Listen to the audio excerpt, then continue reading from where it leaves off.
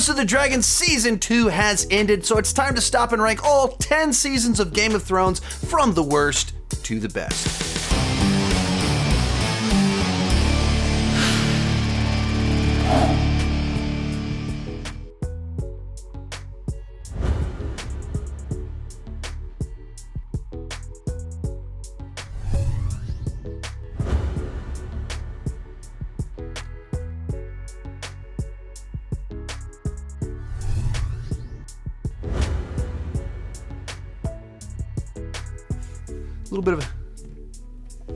Hi, my name is Sean, and I love to talk about movies and TV way too much. With that in mind, go ahead and join me down below in the comment section.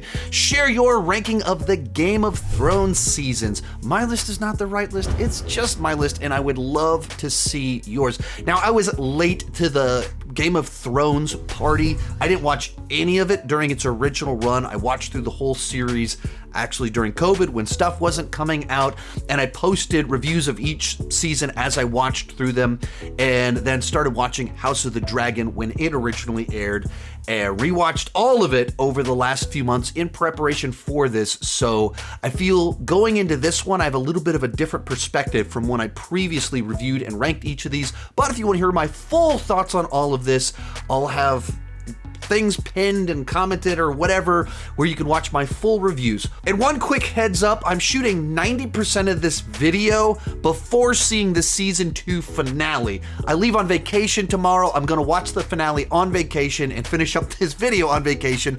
But when this cuts to me suddenly at the beach talking about season 2, that's what's going on, and let's get started. In last place, Game of Thrones Season 8. One of the most insane drops in quality I've ever seen from a show, leading to one of, if not the worst series finales of all time, where so much of it feels utterly nonsensical. Virtually nothing feels like it comes to a logical and organic conclusion. So much of it feels like we're reverting character arcs, undoing character development just to lead to unexpected or subversive conclusions. Some of it feels like just character assassination, in particular with how far they go with Dany's character in a very short period of time. It does not feel earned. It does not feel justified.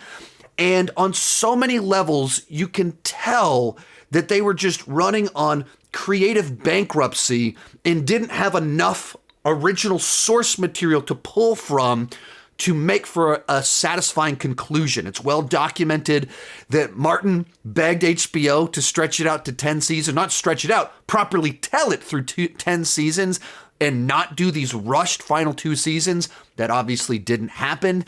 And so as you watch this, it feels like all of the storytelling is microwaved, that they're just rushing from plot point to plot point to plot point, where instead of adapting full books, they're just filming an outline. Plot point, plot point, plot point, and that makes nothing feel right and justified. As I mentioned before, the radical change for Dany is the key one here, where there's always been hints of that. The teases, is she like her father? And we've seen the aggressive, merciless side to her. But when you just make her a genocidal maniac that can't see that she's a genocidal maniac, that isn't justified. You have not earned that, and they just have it happen, and then they move on. And they do things like Jon's true identity is revealed, and it's treated like a game of high school gossip. It plays out in one episode. It's this gigantic element to the show that's been this big mystery, and it plays out in one episode, and you get to the end of it, and they pick Bran to sit on the throne, which in season 7, he says he doesn't want to be the Lord of anything. The next episode, it's clear he's unable to connect with other humans. In this season, he says, I live in the past. And they pick this guy that is detached from humanity to sit on the throne. It makes absolutely no sense. And it feels like they're trying to be subversive without the intelligence that made all the subversion of the earlier seasons so satisfying. When you subvert my expectations and deliver something better, smarter than I could have come up with, then I love it. When you just do something insane that feels random to be subversive, you have ruined your show, and that's what this feels like. Season 7. Now, to be perfectly clear, I enjoyed season 7, but also I felt like the writing was distinctly weaker than the previous 6 seasons. At the same time, it's also distinctly, dramatically better than season 8. Now, on the positive side to it, a big part of what was really enjoyable about this season is that you had characters that we'd been following for years finally meeting each other, and obviously John, Danny being the big ones there, but that is so satisfying. It's fun to watch. And right along those same lines, you feel the show starting to wrap up. You see all of these different plot lines that we've been following for a long time slowly starting to come together, and the show gets more focused towards the end. And there's a side to that that actually adds a new dynamic that's interesting and entertaining. But this is also where you really start to sense that the creative team are now adapting outlines rather than full books. And you start to see how much Martin's intelligence as a writer, the nuance, the complexity in showing how we get from point A to point B is missing in the final 2 seasons of the show, where this feels like the Cliff Notes version of Game of Thrones. We don't have kind of this meticulous crafting of stories on how things play out. Instead, things just play out. The nuance is missing. And so much so, we're rushing through the storytelling to an extent to where a lot of the logic starts to fall apart. In particular, all of a sudden, characters can just teleport all over Westeros. That's the most obvious example of this kind of microwaved, rushed storytelling where John will go, I'm going to go see Danny, and he's just there at the beginning of the next episode. There's points in time where someone just says, we got to go save the day for that battle, and they're just on the other side of Westeros. Things that in the past took an entire season to travel from one side of Westeros to the other, in a single episode, people will travel way past the wall and back in one episode. And because of that, it just doesn't have nearly as holistically satisfying of an experience. The plot points don't feel as earned. The victories don't feel nearly as compelling. It feels like we're rushing through plot points rather than slowly telling this complex, layered story. Also, in the first episode, there's a Ed Sheeran jump scare. That was kind of weird. House of the Dragon Season 2. Like I mentioned, I'm off on vacation now. Stayed up until 3 in the morning last night to get this show watched. Woke up early to shoot this. I actually wanted to shoot it outside, but they were mowing the lawn. So I could have had a slightly better view, but you can still see the beach just a little bit behind me. Thank you so much for your patience in me having to do this in a little bit of a weird way, but that was the compromise to be able to post this at a reasonable time. And I did rewatch all of Game of Thrones in preparation for House of the Dragon and wanted to do a ranking of all the seasons and everything. And so it's like this video that I literally spent 2 months rewatching an entire show, and the timing of it fell right on a vacation that I'd scheduled to go off with my sister to the beach with her family. Anyway, sorry about all the disclaimers. I'm just in vacation mode. As for this season, I was so frustrated because the good stuff was great stuff. There's so many bits in here that I really enjoyed.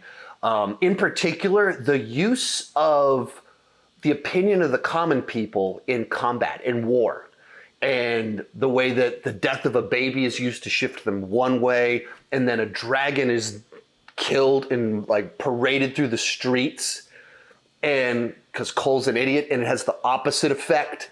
And then the food makes them turn once again when Rhaenyra delivers food and shifts it. And then even the language of Rhaenyra might allow common folk to ride dragons. Like, she's going to let us go amongst them, amongst the gods. And the little ways that it shifted public opinion for the purposes of war is like, that's clever, that's fun, I like that. You get some just fantastic scenes, episodes, in particular episode 4, where you have someone write in to try to be the hero, and it falls into a trap, but she still gets this fantastic victory at the end of it. That's a big, gigantic win. I will say, though, I felt like this season had a little bit of pacing issues, where it felt a little bit like they were. The first season has the advantage of having the time gaps, so there's fewer characters, fewer locations, but time gaps, so that it plays out in one way. This season plays at the same timing of Game of Thrones, but with fewer characters, fewer locations. And I felt that got them into a little bit of trouble, where like Daemon's at a castle the whole season, having bad dreams. And we spent 6 episodes looking at these common folk who are not as, like, it's not interesting at all until it is. And it pays off really well. And some of the end where like Rhaenyra has we'll win by a war with bastards. And you go, that's fun. That feels very Game of Thrones. Let's turn everything on its head. But to like have that payoff, you have like 6 episodes of like, I'm hungry. And it doesn't pay off as nicely as you would like it to.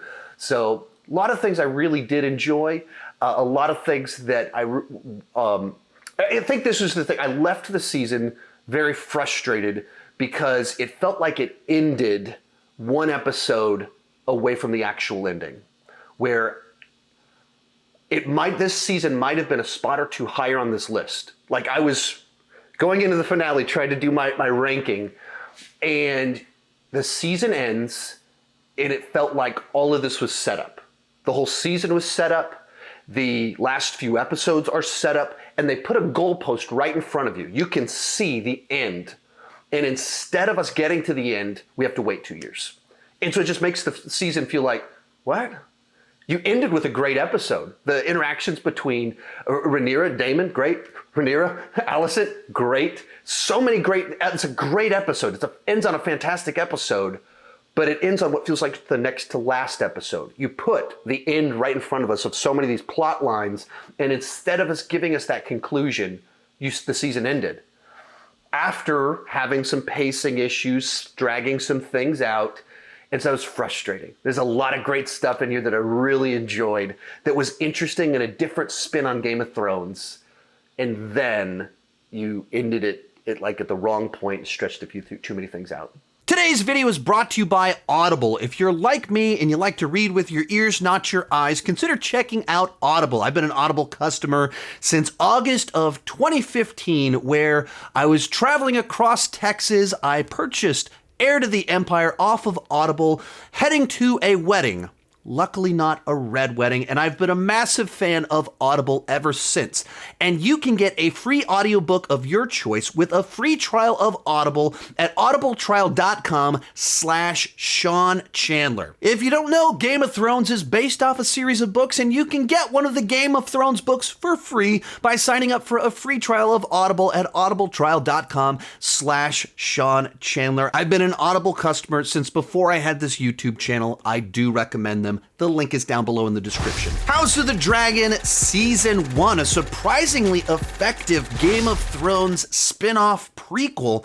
And the big reason for that is that it's able to deliver the Game of Thrones experience with these complex, deeply flawed characters and competing value sets, multiple sides, multiple perspectives, each of them sort of justified, but earned tension and conflict. And at the same time, tells its story in a very different way. We're in Westeros, we're in King's Landing, but the nature of this show makes it focused on a much smaller set of characters than the original Game of Thrones. It's in far fewer locations. And at the same time, in particular in Season 1, covers a much larger period of time. And that just makes for refreshing new take on Game of Thrones, where you'll do multiple years of in time jumps between episodes. And so you see the conflicts, the tension grow in a way that you couldn't see with the way time passed in most of Game of Thrones, where small little slights, single little choices, who's picked to sit on the throne creates decades worth of conflicts for a variety of different reasons. And people that you don't like, that you're not rooting for, but you also understand their perspective and why they don't like the choice that was made. Things that are set up at the beginning of the show that you think that Damien's going to be the big bad of the season. And it turns out quite the opposite of that by the end of the season. And that's able to happen because of the way that it's doing its storytelling and uses the passage of time. Likewise, we get a new set of characters that are interesting, that new set of characters that irritate you, that make you angry in new ways, ones that you root for, but that they constantly frustrate you with the choices that they make. And so I went in not really sure what to expect from the show, and I think they found a great way to expand the world that's doing something different, telling it in a different sort of way, while also delivering what you want from this world. Game of Thrones Season 5. Now, this season has some really awesome, great stuff in it, in particular as you move into the final episodes of the season, but it's also really heavy and really dark. First 7 episodes are kind of this slow burn, where they're building out all of these plot lines, and then they have massive big payoff in the final 3 episodes. But when you have like the plot line with Sansa and Ramsay, it spends a lot of time dwelling on dark stuff. Some of the heaviest plot lines that they've ever done. Even like with Cersei and her scheming and all the religious stuff happening, people locked up in cages. It's heavy stuff. But when it pays off, it is so good. When you have Jon going to go recruit the wildlings only to have this gigantic battle of Hardhome that has victory to it, and at the same time adds this incredible sense of dread in your stomach. They got out of there, and then you just see everyone rise up, and you just feel your stomach turn after this epic battle, and all they did was add to the numbers of this growing army.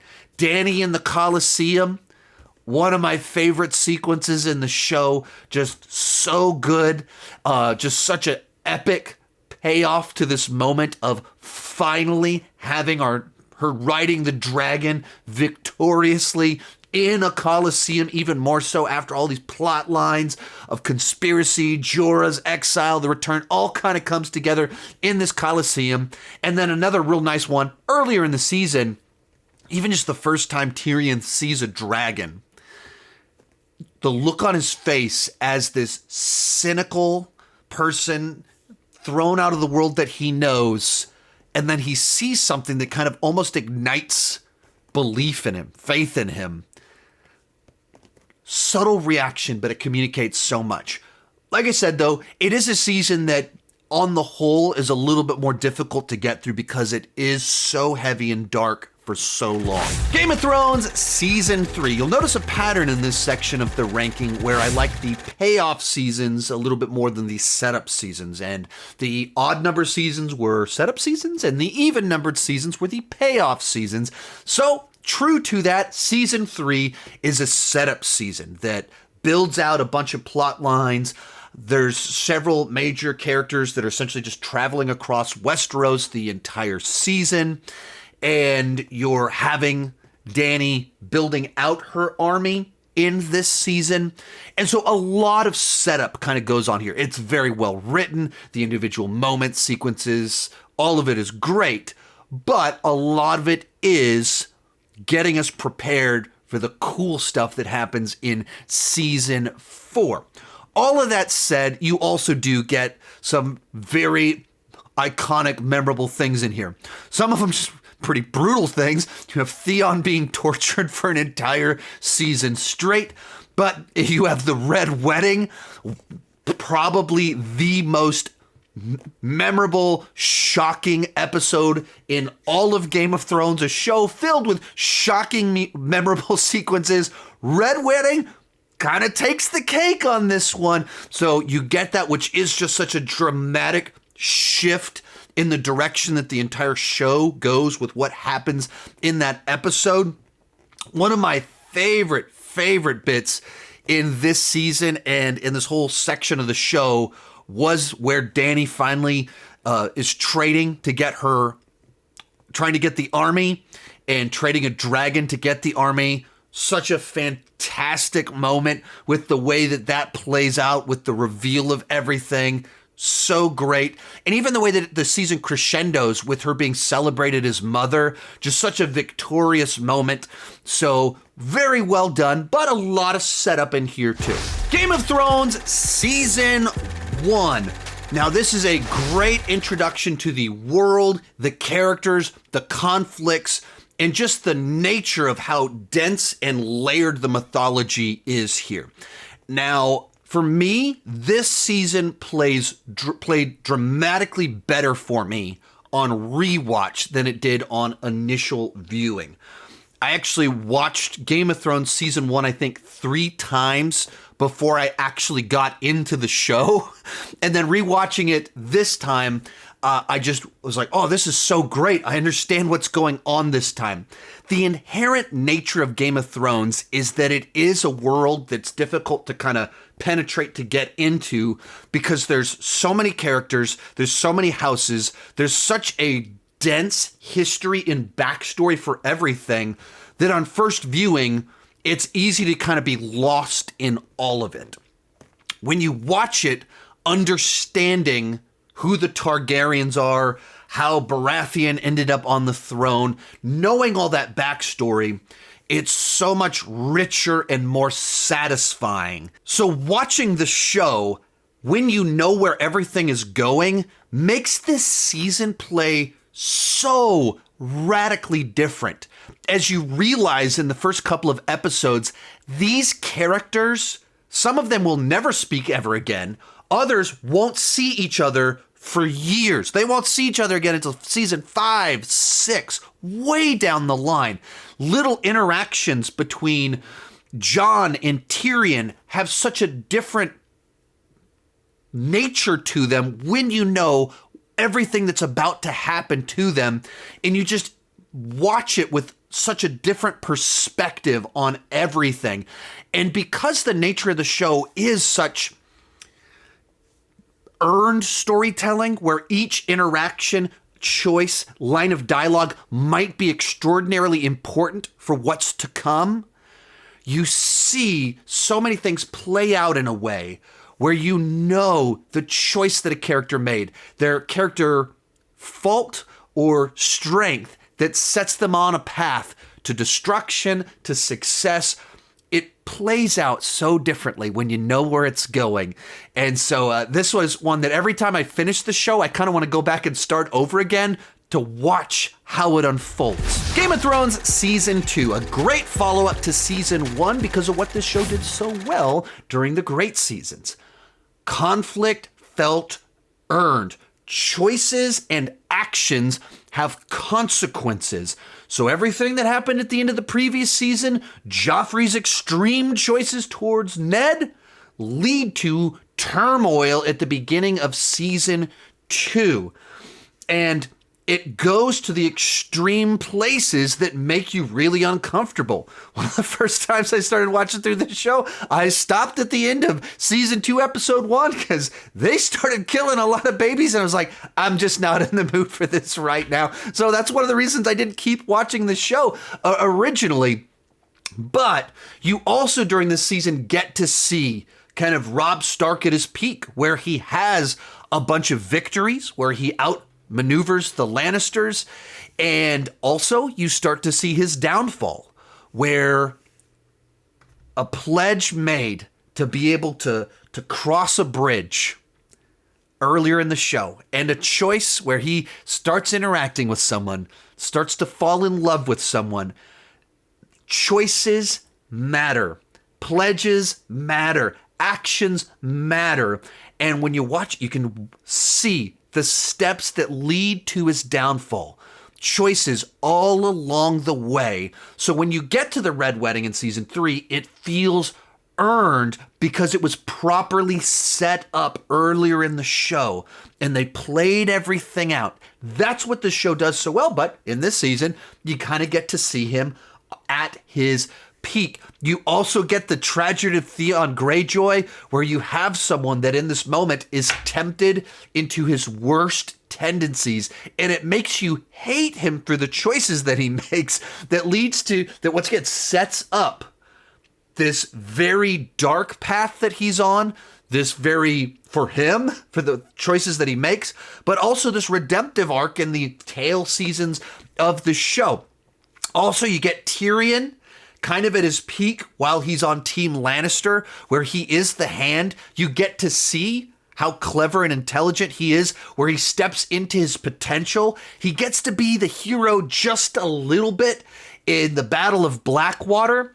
And speaking of the Battle of Blackwater, it's kind of an example of what the show does really well, where there's a battle. You don't care whether Joffrey or Stannis wins the battle, but you care about the people in the battle. And you don't want the Onion Knight, you don't want Tyrion to die, and you want each of them to have a victory because you like them. You care about the people on the ground. You care about the underdogs, not the people in power. And that's so much of what a lot of the show has always been about. That the actual victory, who sits on the throne, doesn't matter all that much. But the people that are pawns in the game, those are the people that you care about. And the Battle of Blackwater is such a great example of that. And how frustrating at the end of it, where we know so much of what really mattered on the ground, but at the end of the day, Tywin is the one that gets the victory and everything. Now, it is kind of interesting that in this season, both Dany and Jon Snow, they're off on their own adventures, but they feel less important to the big main plot lines of this season. And not that they're not entertaining, but they're just not as important as they are in most of the other seasons.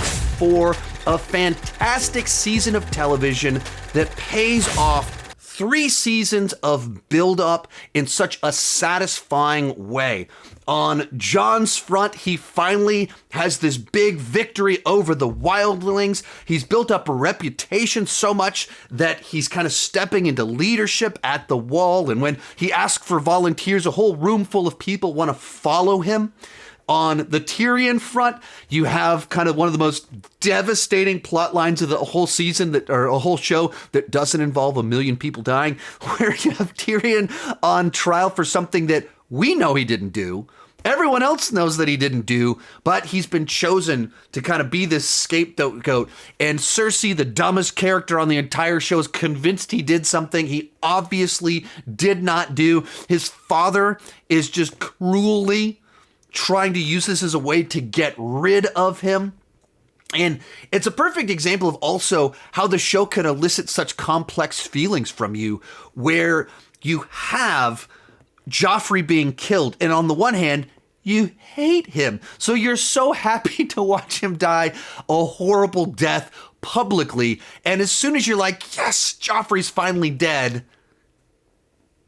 Tyrion is blamed for all of it. And you get that sinking feeling in your stomach as you realize what's going on and what this death that we want to happen is going to cost Tyrion at the same time. Even that with the Lord Oberyn plotline, where you have this fun, flamboyant character who steps in for Tyrion to battle the Mountain, and you're watching it and you enjoy his bravado and his arrogance, and at the same time you're like, oh, this is gonna have a terrible, terrible outcome to it.